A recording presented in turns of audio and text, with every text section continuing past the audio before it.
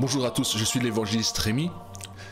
Bienvenue sur ma chaîne Vermisseau de Jacob, et là je vais partager avec vous le salut de Jésus-Christ. Vous m'avez déjà sûrement rencontré dans la rue quand je vous parlais de l'évangile ou sur le net, et là je vais vous donner le moyen pour arriver à avoir la révélation de Dieu dans votre cœur, à faire une alliance avec Dieu. Parce que vous voyez, Dieu, on ne peut pas venir voir et puis partir comme cela. C'est pas comme ça que ça se passe. Dieu est à l'initiative du salut. Le salut, c'est quoi? C'est quand tu reçois le pardon de tes péchés par la révélation de qui est Jésus et du sens de sa mort et de sa résurrection. Quel est le sens de sa mort? Il est mort pour nous réconcilier. Il est un sacrifice de culpabilité. C'est-à-dire qu'il s'est offert pour prendre sur lui ta culpabilité et la mienne. Culpabilité par rapport à quoi? Par rapport aux fautes que nous avions commises dans le passé, que nous risquons de commettre dans le présent, et celles que nous n'avons même pas encore commises. Jésus-Christ est mort à la croix pour cela, et il est ressuscité. Ça veut dire qu'il a vaincu la mort par sa résurrection. La plus grande nouvelle que le monde puisse recevoir et qui s'est accompli, c'est qu'il y a cet homme, Jésus, parfaitement homme et parfaitement Dieu, il est mort, et le troisième jour, il est revenu à la vie, et il est allé s'asseoir à la droite du Père. Donc il est le chemin qui conduit au Père, à Dieu l'Éternel, son Père, notre Père et notre Dieu. Alors je vais commencer avec les textes bibliques. Dans Jean 20, 31, il est dit « Mais ces choses ont été écrites afin que vous croyiez que Jésus est le Christ. » Le mot Christ, on peut le remplacer par le Messie, c'est-à-dire celui qui est oint de Dieu, celui qui a reçu l'Esprit de Dieu sans mesure pour exercer la royauté. Le Fils de Dieu est qu'en croyant, vous ayez la vie en son nom. Alors, vous voyez, ils ont traduit le mot par croyance, mais en fait, c'est une ferme assurance, c'est une révélation qui pénètre votre cœur, parce que le Dieu, notre Père, le Père de Jésus-Christ, vous révèle, vous touche pour que vous réalisez que Jésus est le Fils de Dieu. C'est-à-dire qu'il est l'envoyé de Dieu, qu'il a la même nature que Dieu, mais qu'il est le Fils et qu'il est venu dans le monde mourir et ressusciter pour nos péchés. Donc toutes les Écritures, leur seul but, c'est de nous faire savoir qui est Jésus-Christ et que nous ayons confiance en lui. Et évidemment, comment aurions-nous confiance en une personne que nous ne connaissons pas, qui ne s'est pas manifestée à nous et que nous n'avons jamais vue? Je vous assure, la plupart des gens, que ce soit dans le monde chrétien, dans l'islam ou quel que soit, ou le bouddhisme, je vous assure, ils ont une idée de Dieu, mais Dieu ne s'est pas nécessairement révélé à eux. Ils servent une idée. Et ils croient en cette idée. Là, ce que je vais vous expliquer, c'est comment Dieu, le Père, a prévu le moyen qu'il a prévu pour que vous puissiez rentrer en communion avec lui, avoir la révélation de qui il est, ce qu'il est, et obtenir le pardon de vos péchés pour le salut de votre âme, et avoir une communion avec Dieu. Mais il faut d'abord que vous soyez réconciliés avec Dieu le Père. C'est important, parce qu'il n'y a pas de communion avec Dieu sans une réconciliation. Et cette réconciliation, elle vient pourquoi? Pour résoudre le problème du péché. C'est-à-dire, tu as fait des mauvaises actions, tu as eu des mauvaises pensées, tu en feras encore, mais Dieu est venu, en la personne de Jésus-Christ, nous réconcilier avec lui-même en mourant pour nos péchés, c'est-à-dire en expiant nos péchés. Et je vous assure, pour venir à Christ, il faut absolument que vous lisiez au moins tout l'évangile de Jean au moins une fois. Parce que c'est quelque chose de très important. On ne se convertit pas, on ne se convertit pas, on ne vient pas à Dieu, le Créateur, comme cela sur quelques mots, hein, ou une formule magique qu'on réciterait, et puis après, malgré toute l'ignorance, après avoir récité cette formule, on deviendrait un enfant de Dieu, un disciple de Jésus-Christ, ou un adepte d'une des religions de ce monde. Ce n'est pas comme cela qu'on vient à Jésus-Christ. On vient à Dieu parce que d'abord Dieu le Père nous a attirés, et quand il nous attire vers la connaissance de qui est Jésus et qu'il est le Fils de Dieu. Et Jean 20, 31 nous dit cela, que toute cette Torah, l'Ancien Testament, le Nouveau Testament ont été écrits afin que nous sachions qui est Jésus et que nous ayons une confiance totale, complète en lui, parce que nous avons été en contact avec lui. C'est cela la bonne nouvelle. Et avançons vers le verset suivant. Dieu t'aime, parce que Dieu est amour, Dieu est pardon, mais Dieu est aussi justice. N'oubliez jamais cela. Dieu nous aime, il pardonne, il est plein de bonté, de miséricorde. Mais il est aussi juste. Il ne peut pas laisser sous ce soleil le péché impuni. Mais pour le moment, Dieu ne juge pas. Mais le jugement de Dieu viendra à une heure, à un moment. Au retour de Jésus-Christ, le jugement de Dieu commencera. La colère de l'agneau de Dieu viendra sur le monde. Mais avant cela, Dieu est venu nous réconcilier avec lui-même par la mort et la résurrection de Jésus-Christ. Et le verset clé, qui est très connu dans le monde chrétien, c'est Jean 3,16, qui dit « Car Dieu le Père, a tant aimé le monde, il t'a aimé toi et moi et toute sa création, il t'aime toi particulièrement. » Et il dit « Il a donné son Fils unique. » Son Fils unique qui est avec lui depuis toute éternité, qu'on appelle la parole, le logos, c'est-à-dire celui qui est la cause de toutes les causes. Car c'est pour lui que Dieu a créé le monde et qui t'a créé toi et moi. Il est le principe par lequel Dieu crée, car il est la vie, il est la lumière du monde. Et il a dit, car il a donné son Fils unique. Donc Dieu a donné quelque chose pour montrer qu'il t'aime, afin que quiconque croit en lui, ait confiance en lui, ne périsse point, mais qu'il ait la vie éternelle. Alors la vie éternelle, c'est la vie de Dieu. C'est une vie abondante, une vie parfaite. Et cette vie, nous devons la recevoir. Nous avons la vie biologique, la vie animale, qui nous donne un psychisme. Mais nous devons recevoir cette vie éternelle.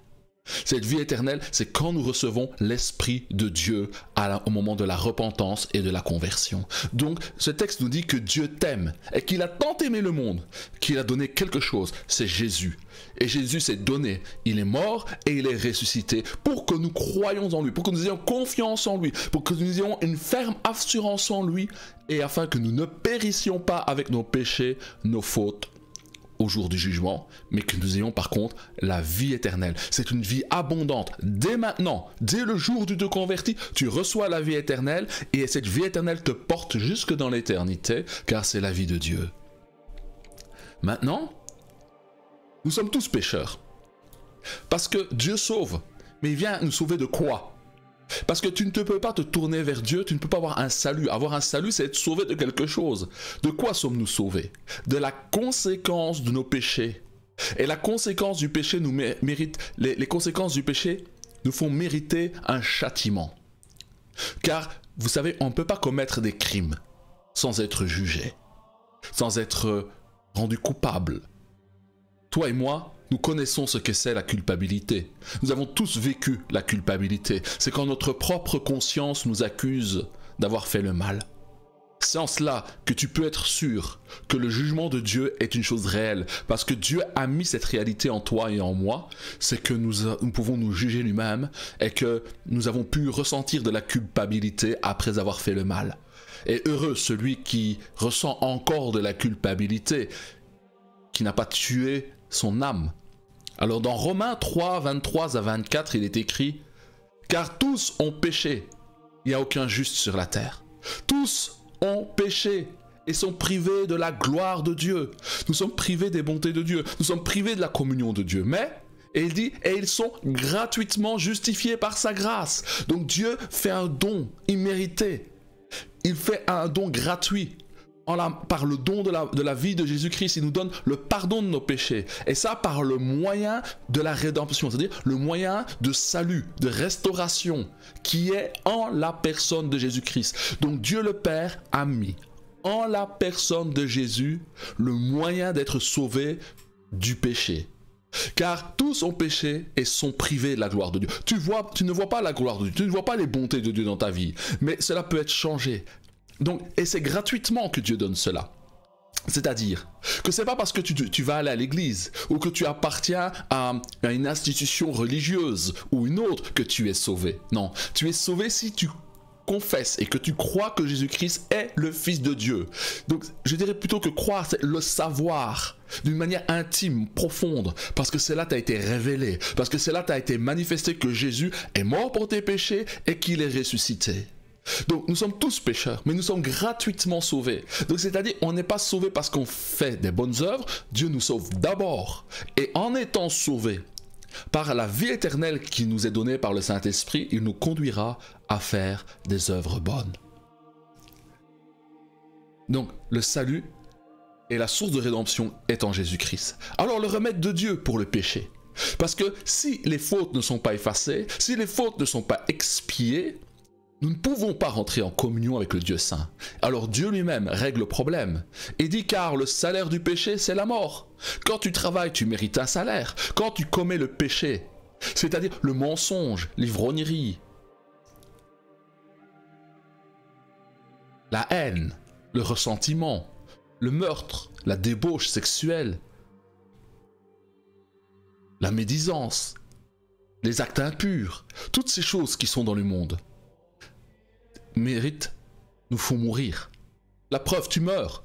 Nous mourrons tous. Ce corps se faiblit à chaque instant. Et il dit car le salaire du péché, c'est la mort. Et la mort, nous voyons l'empire de la mort. Là où il y a des hommes, là où il y a la chair, il y a la mort.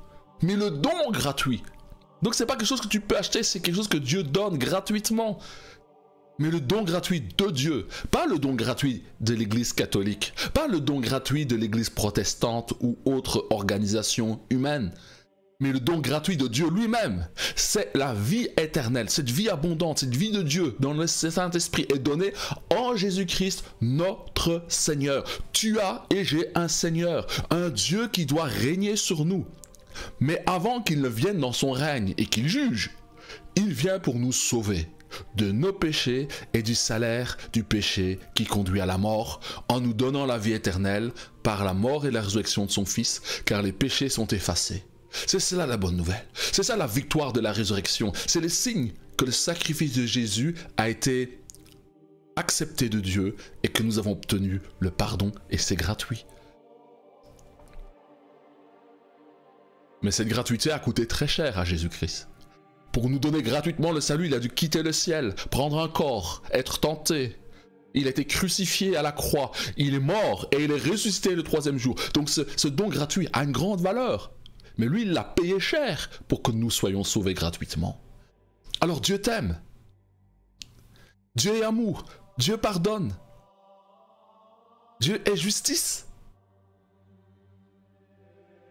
Alors il dit ici, dans Jean 1, chapitre 1, verset 12, et c'est merveilleux ce verset, « Mais à tous ceux qui l'ont reçu, c'est quoi? La parole de la vérité qui témoigne de qui est Jésus, qu'il est le Fils de Dieu, qu'il est celui qui nous a réconciliés avec le Père en prenant sur lui nos fautes, nos péchés, et qui est ressuscité le troisième jour. » C'est cette parole qui nous sauve. Et cette parole, à tous ceux qui la reçoivent dans leur cœur et qui ajoutent confiance, à ceux qui croient en son nom, c'est-à-dire en ce qu'il est, dans sa nature de Fils de Dieu, elle donne le pouvoir, la vérité. Cette révélation de Jésus-Christ vous donne le pouvoir de devenir un enfant de Dieu. Donc, on ne naît pas enfant de Dieu, mais on peut le devenir en recevant le salut par la connaissance de la vérité. Et cette vérité, c'est comprendre qui est Jésus, qui est le Fils de Dieu, qu'il s'est fait homme, qu'il est mort pour nos péchés et qu'il est ressuscité. Voilà la bonne nouvelle. Les péchés, le salaire du péché, c'était la mort, mais Jésus-Christ est mort pour nous tous et il nous a sauvés de la condamnation. Il a expié nos fautes. Donc, je t'annonce cette bonne nouvelle. Tu n'as plus à te culpabiliser. Parce que Jésus-Christ a pris sur lui la culpabilité. Il a pris sur lui le châtiment que nous méritions tous devant Dieu. Et il a expié cette faute. Il l'a effacée par l'offrande parfaite de son corps, de son âme, de sa vie, car son sang a coulé à la croix. Et le sang du Fils de Dieu, ça veut dire qu'il a donné sa vie, son âme. Et la valeur du Fils unique de Dieu a une valeur immense. C'est pour cela que c'est une bonne nouvelle. Et devenir un enfant de Dieu, c'est le but. Soit tu es un enfant, comme dit la Bible, du diable, ou un enfant de Dieu. Alors, le remède de Dieu pour le péché, quel est-il? Dans 1 Corinthiens 15, chapitre 15, 3, il dit « Je vous ai enseigné avant tout, comme je l'avais reçu, que Christ, le Messie, le roi, Jésus, est mort pour nos péchés, selon les Écritures. » Donc les actes de péché que nous avons commis un à un, en conscience, en action, tout cela, Jésus-Christ est mort pour cela. Donc il a pris le châtiment que nous méritons selon ce qui a été écrit. Donc ça veut dire l'Ancien Testament avait annoncé sa venue et le sens pour lequel il devait venir et la raison pour laquelle il devait mourir et ressusciter, c'est pour le pardon de nos péchés. Ensuite, que Jésus a été enseveli, qu'il est ressuscité le troisième jour selon les Écritures. Donc Jésus a été enseveli et il est revenu à la vie. C'est cela la bonne nouvelle. Et il dit et qu'il est apparu à Céphas, puis aux 12 apôtres. Ensuite, il est apparu à plus de 500 frères à la fois, dont la plupart sont encore vivants et dont quelques-uns sont morts. Jésus-Christ s'est fait voir à plus de 500 personnes, à Céphas, aux 12 apôtres. Il s'est fait voir, il a montré qu'il est passé à travers la mort, parce que la mort n'a pas pu le garder. La mort garde tous ceux qui sont sous la culpabilité, tous ceux qui meurent avec le poids du péché, la mort les garde dans le séjour des morts. C'est cela la bonne nouvelle. C'est cela qui est merveilleux avec notre Seigneur. Et pour cette conversion, si vous recherchez à vous convertir, c'est-à-dire à venir au Seigneur Jésus-Christ pour sauver votre âme et connaître votre Créateur, il faut passer par Jésus. Jésus l'avait dit, « Je suis le chemin, la vérité et la vie. Nul ne vient au Père que par moi. » La seule façon de connaître le Père, le Créateur de toutes choses, c'est de passer par Jésus-Christ. Un autre texte qui est important, qui est très bien, c'est 2 Corinthiens 5, le verset 17. Il est dit, « Si quelqu'un est en Christ, donc soit on est du monde, ou on fait une alliance avec Jésus-Christ, on est positionné dans le Seigneur Jésus par cette alliance qu'il nous a donnée dans sa mort et dans sa résurrection pour obtenir le pardon de nos péchés. » Si quelqu'un est en Christ, c'est une position de foi, une attitude de cœur. Il dit, il est une nouvelle créature. Une nouvelle créature, qu'est-ce que c'est? C'est un homme qui est régénéré dans son homme intérieur. Son esprit revient à la vie. Et au-dedans de ton esprit, tu reçois le Saint-Esprit. Parce que je vous assure, l'Écriture le dit bien, à partir du moment où tu cherches Jésus, que tu lis les Écritures, c'est que tu es poussé par le Saint-Esprit. Et quand tu confesses de ta bouche que Jésus est Seigneur, que tu le veux comme roi, et que tu confesses que tu crois au pardon qui a été donné par sa mort et sa résurrection, dès lors, le Saint-Esprit vient dans ton cœur et tu fais cette expérience de nouvelle naissance. Tu deviens cette nouvelle créature, tu deviens un nouveau toi-même, libre de la culpabilité et en communion avec le Père, le Fils, par le Saint-Esprit. Et il dit, les choses anciennes sont passées. Ça veut dire que ta vie d'addiction, ta vie de péché, ta vie de colère, ta vie de méchanceté, ta vie de souffrance, ta vie d'angoisse ou de dépressif ou d'alcoolique ou d'addict, elle prend fin. Parce qu'il dit, les choses anciennes sont passées et il fait toutes choses nouvelles en toi. C'est le miracle du salut. C'est la délivrance de l'esclavage du péché. Certes, ton entourage ne changera pas, mais toi, tu vas changer. Et Dieu va te donner un nouveau regard, son regard à lui, et tu vas comprendre le sens de la vie, car tu auras vu la vie, celui qui est la vie et la résurrection. Et Romains 19 nous dit, si tu confesses de ta bouche le Seigneur Jésus, donc une confession, ce n'est pas la répétition d'une formule. La confession, c'est que tu crois dans ton cœur. Et quand tu crois en ton cœur et que tu te tournes vers Dieu et que tu confesses la vérité sur le Christ, comme quoi son sang a coulé pour le pardon de tes péchés et que tu sais que tu es réconcilié avec le Père parce que cela est écrit, parce qu'il y a un fait qui renseigne sur ce qui a été accompli à la croix en Israël, si tu confesses cela librement, volontairement, alors il va t'arriver une chose, c'est le salut. Car il dit, si tu confesses une confession de cœur, d'âme et d'esprit en compréhension, si tu confesses de ta bouche le Seigneur Jésus, le roi d'Israël, l'Adonai Jésus, et si tu crois dans ton cœur, dans les profondeurs de ton être, que Dieu l'a ressuscité des morts, comment tu le crois? Parce que tu as vu ce qui était écrit, parce que tu as lu le témoignage des apôtres, parce que tu as lu l'évangile de Jean, et que tu as été convaincu du témoignage que Jean rend à celui qui l'a vu, et dont il rend témoignage qu'il est mort et qu'il est ressuscité des morts pour le pardon des péchés. Si tu crois dans ton cœur que Dieu l'a ressuscité des morts, tu seras sauvé de tes péchés, tu seras sauvé de ton mauvais cœur, tu seras sauvé de ton angoisse, de ton addiction, tu seras sauvé de l'alcool qui te ronge, tu seras sauvé d'un cœur méchant, tu seras sauvé de tout ce qui t'accable. Car le salut commence tout de suite, ici sur la terre.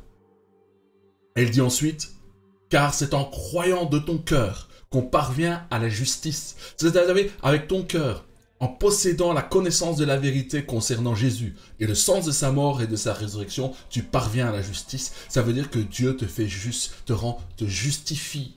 Dieu te délivre de la culpabilité parce que tu sais qui a porté ton péché et à partir de ce moment-là, une vie nouvelle commence pour toi. Et c'est en confessant de la bouche qu'on parvient au salut, à être sauvé. Parce que le salut, c'est aussi la guérison, la restauration de ton cœur, de ta vie. C'est la délivrance des démons, des mauvais esprits. C'est la délivrance de l'oppression de ce monde. Parce que tout cela, c'est ce que les Écritures nous disent. Que Dieu a tant aimé le monde. Il t'a tant aimé qu'il a donné son Fils unique afin que tu sois sauvé et que tu ne viennes pas en jugement avec Dieu. Voilà la bonne nouvelle. Jésus a dit, venez à moi, vous tous qui êtes chargés et fatigués, et il vous donnera du repos parce qu'il est compatissant. Voilà la bonne nouvelle de l'évangile. Tu es réconcilié avec Dieu. C'est à toi de t'approcher de lui. Pour obtenir ton salut, je te conseille à lire au moins une fois tout l'évangile de Jean. Une fois que tu as lu l'évangile de Jean, regarde encore cette vidéo.